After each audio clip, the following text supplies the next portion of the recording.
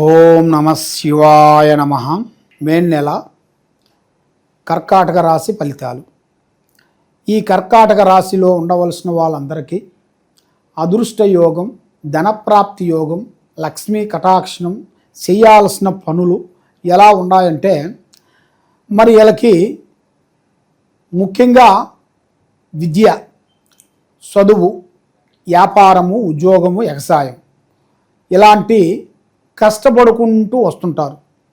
కానీ ఎన్నో రోజుల నుంచి కష్టపడినా కూడా ప్రతిఫలం దొరక్కోకుండా ఇక మా జీవితంలో ఇంతవరకే అయిపోయిందని చాలామంది సతమతం అయిపోయి వాళ్ళకి వచ్చే అవకాశాన్ని కూడా పోగొట్టుకొని మళ్ళా వాళ్ళకి అధోగతి పాలైపోయి మళ్ళీ వాళ్ళు ఫస్ట్లో వాళ్ళు చేయాల్సిన ఒక పనిలోనే చేరిపోతుంటారు. ఎందువల్ల అంటే ఊరిలో కొంత వ్యవసాయము చేస్తుంటారు. మరి ఆ వ్యవసాయం మన అన్నగారు చేస్తున్నారు కాబట్టి మరి నేను చేయాల్సిన పనేం లేదు, కాబట్టి నేను ఉద్యోగం చేయాలి, ఒక బిజినెస్ చేయాలి, ఒక దాన్ని సాధించాలి, ప్రజలకి ఒక మంచి స్పందన చేయాలి, రాజకీయంలో నిలబడాలి, 10 మందిలో ఒక మంచి పేరు సాధించుకోవాలి, ప్రజలకి ఎంతో సేవ చేయాలని దానివల్ల పెద్ద పెద్ద ఆలోచనలు పెట్టుకొని వాళ్ళు బయలుదేరి సిటీకి వస్తుంటారు. సిటీకి వచ్చిన తర్వాత ఎన్నో రోజుల నుంచి కష్టపడుకుంటూ పోరాడుతూనే ఉంటారు. కానీ వాళ్ళకి ఏ పని కాకోకుండా బ్రేక్ అయిపోతుంది. అదేగా నేను ఇంత కష్టపడి ఇంత దూరం వచ్చినా కూడా నాకు ఎవరు సహకారం లేకుండా అయిపోతుంది, ఇస్తానన్న వాళ్ళు ఎవరు ఇవ్వకోకుండా అయిపోతున్నారు, ఇస్తానని చెబుతున్నారు కానీ ఎవరు ఇవ్వకోకుండా బ్రేక్ అయిపోతుంది. మరి ఇది ఎందువల్ల అవుతుంది, దీని కారణం ఏమిటా అని చాలామంది చాలా విధానాలుగా పోరాటం చేస్తుంటారు. మరి ఇలా జాతక యోగంలో చూసుకుంటే ముఖ్యంగా కోర్టు సమస్య, మరి కోర్టు సమస్యలో చూసుకుంటే చాలా వరకు బ్యాడ్గా కనబడుతుంది. కోర్టు వలన చాలా వరకు నష్టపోవాల్సిన యోగం అనేది ఇలా జాతకంలో ఉంది. ఎందువల్ల అంటే వీళ్ళకి ఎదురు చేసే వాళ్ళు కూడా వీళ్ళకి మించిన వాళ్ళు ఎదురవుతారు. వీళ్ళకి మించిన వాళ్ళ వల్ల వీళ్ళ మీద వీళ్ళు న్యాయానికి కూడా పోయినా కూడా వాళ్ళకి అన్యాయం అనేది చేసి వాళ్ళకి లేనిపోయిన దాంట్లో కూడా ఇరికించేసి కొన్ని ఇబ్బందులు పెట్టి కొన్ని జైలు పాలు చేసే యోగం కూడా వీళ్ళ జాతకంలో కనబడుతుంది. కాబట్టి కోర్టు సమస్యలు కానీ సమస్య ఉంది, దాంతోపాటు పోలీస్ స్టేషన్లో కానీ కొన్ని సమస్యలు, కొన్ని ఎదురయ్యే మార్గాలు కూడా మీకు కనబడుతున్నాయి.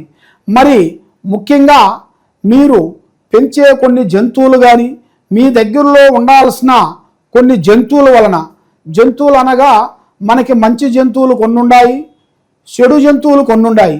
కాబట్టి ఏ జంతువు అయినా కానీ జంతువుల్లో నుంచి మీకు ఒక ఇబ్బంది రాబోతుంది, జంతువుల వలన మీకు కొంత గండం రాబోతుంది, జంతువుల వలన మీకు ఆరోగ్య సమస్య కొంచెం రాబోతుంది.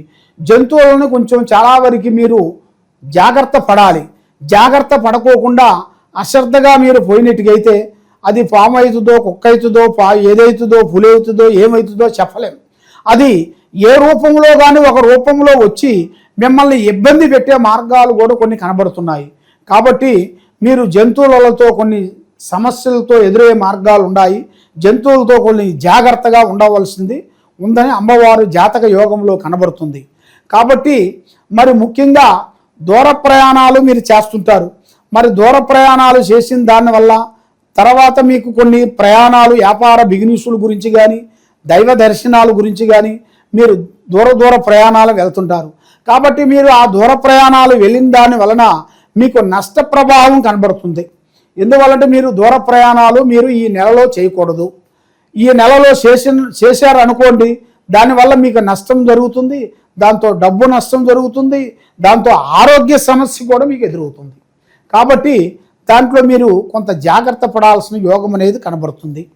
మరి మీ జాతక యోగ నక్షత్రంలో కూడా చూసుకుంటే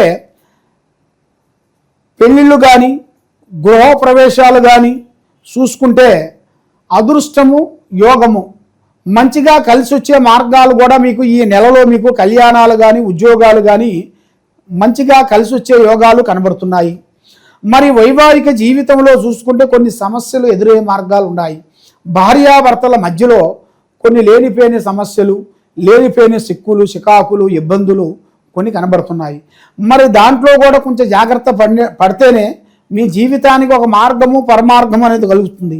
ఏం పర్వాలేదులే అనుకునేట్టుకైతే ఉండదు పోతుంది, ఉంచుకున్నది పోతుంది, దానివల్ల చాలా వరకు ఇబ్బందులు ఎదురవుతాయి. మరి మీకు ముఖ్యంగా పెట్టుబడులు, వ్యాపార పెట్టుబడులు, మరి వ్యాపార పెట్టుబడులలో పార్ట్నర్గా ఎక్కువగా కలిసి చేయకూడదు.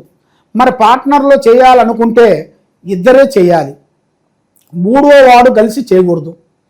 కాబట్టి నల్లటి వస్తువులు కానీ, నల్లటి వాహనములు కానీ, నల్లటి కారు కానీ, బైకు కానీ మీరు వాడకూడదు. దానివల్ల మీకు నష్టం అనేది మీకు ఎదురయ్యే మార్గాలు కొన్ని కనబడుతున్నాయి.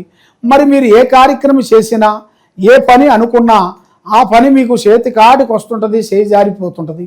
మరి ఇప్పుడు మీ జీవిత యోగంలో చూసుకుంటే శత్రువులతో కొన్ని ఇబ్బందులు, కొన్ని ఎదురయ్యే మార్గాలు కనబడుతున్నాయి. మరి శత్రువులతో కొంత జాగ్రత్తగా ఉండాలి. వాళ్ళు ఏ నిమిషానికో ఏ సెకండ్కో మీ మీద లేనిపోయిన సమస్య పెట్టి మిమ్మల్ని కోర్టు చుట్టూ కానీ, పోలీస్ స్టేషన్ చుట్టూ కానీ మిమ్మల్ని తిప్పి అక్కడ మిమ్మల్ని అధోగతి పాలు చేసి ఇబ్బంది చేయాల్సిన యోగం అనేది మీ జాతక యోగంలో చాలా వరకే కనబడుతుంది. మరి ప్రేమ సమస్యలో చూసుకుంటే కొంచెం జాగ్రత్తలు పడాలి. ప్రేమ సమస్యలో మంచి ఉంది, చెడు ఉంది, రెండు విధానాలుగా మీకు బాగుంది. కాబట్టి స్త్రీ విశేషంలో మీరు అతి వేగంగా వాళ్ళని నమ్మకూడదు. మీరు పురుషులు కూడా, స్త్రీలు కూడా ఎక్కువగా నమ్మకూడదు. నమ్మారనుకోండి దానివల్ల కొంచెం నష్ట ప్రభావం జరిగే యోగం అనేది కనబడుతుంది. మరి ఇప్పుడు టయాలు కూడా పెద్దగా అనుకూలంగా లేని దాని వలన మనసు నికరంగా ఉండలేదు, త్రికార శుద్ధి కరెక్ట్గా ఉండలేదు. కూర్చుంటే కుందేలు బుద్ధి, లేస్తే లేడు బుద్ధి, పండుకుంటే పాము బుద్ధి, 3 బుద్ధులు 6 గుణాలుగా కనబడుతున్నాయి. దాని వలన వీళ్ళకి గురువు బలం తగ్గింది. గురువు బలం తగ్గిన దాని వలన వీళ్ళు ఏ కార్యక్రమం చేసినా, ఏ పని అనుకున్నా కూడా విజయవంతం కావటం లేదు. కాబట్టి వీళ్ళు చేయాల్సిన పూజా బలము ముఖ్యంగా ఆ గురు బలం పెరగాలి అంటే మెయిన్గా గురువుల్ని, పెద్ద పెద్ద గురువుల్ని పూజించాలి. దాంతోపాటు మెయిన్గా శ్రీ ఆంజనేయ స్వామిని పూజ చేయాలి. ఆ ఆంజనేయ స్వామి పూజ అయిపోయిన తర్వాత దాంతోపాటు శ్రీ గణపతి, ఆది గణపతిని మీరు పూజించినట్టుకైతే మీలో ఉండాల్సిన అష్టకష్ట దరిద్ర దోష నివారణ అనేది పటాపంచలైపోతుంది. ఆరోగ్యం బాగుంటుంది, మనస్సు నికరంగా ఉంటుంది. మీరు ఏ కార్యక్రమం చేయాలనుకున్నారో ఆ కార్యక్రమం మీకు 100% విజయవంతమయ్యే మార్గాలు కూడా కొన్ని కనబడుతున్నాయి. కాబట్టి మరి మీరు ఏ కార్యక్రమం అనుకున్నా కూడా ఇస్తాను అంటారు, ఇవ్వకోకుండా పోతుంటారు. సాయం చేస్తానంటారు, సాయం చేయకోకుండా పోతుంటారు. మనసు ఒక రకంగా ఉండదు. ఏమి చేయాలన్నా కూడా మీకు ధైర్యశక్తిని మీరు కోల్పోతున్నారు. ధైర్యశక్తిని మీరు కోల్పోయిన దానివల్ల మీరు ఏ కార్యక్రమాన్ని మీరు పొందలేకోకుండా ఇబ్బందుల్లోకి మీరు శికాకులతో ఇబ్బంది పడుతుంటారు. అలాంటి శికాకులు మీకు తొలగిపోయే టయాలు దగ్గరలోనే ఉన్నాయి. కాబట్టి ముఖ్యంగా దైవాన్ని మీరు పూజించండి, ప్రజల్ని నమ్మొద్దండి, ఆ దైవాన్ని నమ్ముకోండి.